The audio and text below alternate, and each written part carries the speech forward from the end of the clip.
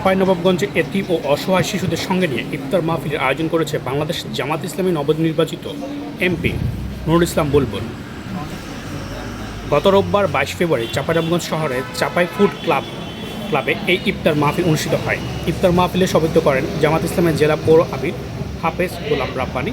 অনুষ্ঠানে প্রধান অতিথি হিসেবে উপস্থিত ছিলেন চাঁপাইনবাবগঞ্জ 3 আসনের নবনির্বাচিত মাননীয় সংসদ সদস্য মোহাম্মদ নুরুল ইসলাম। দুই আঙুল এভাবে তিনি দেখিয়ে বললেন, এতিমকে যে লালন পালন করবে সেই ব্যক্তি জান্নাতে আমার সাথে আমার আঙুল দুটি তোমরা যেভাবে দেখছো সেভাবে পাশাপাশি থাকবে। এই সমাজের শুধু ইয়াতিম নয়, প্রত্যেকটি মানুষ যেন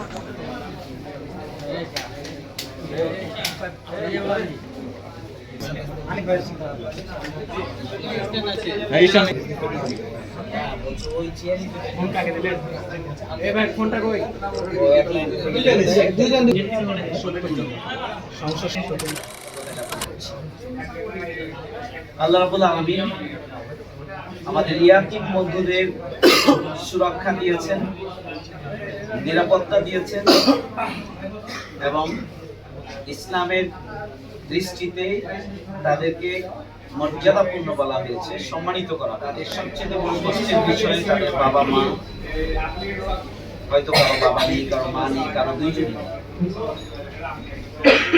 অবহেলায় অনাদরে বড় হওয়াটা, বাবা মা না থাকলে যে ঘাটতি হয় সে ঘাটতি হয় স্বাভাবিক।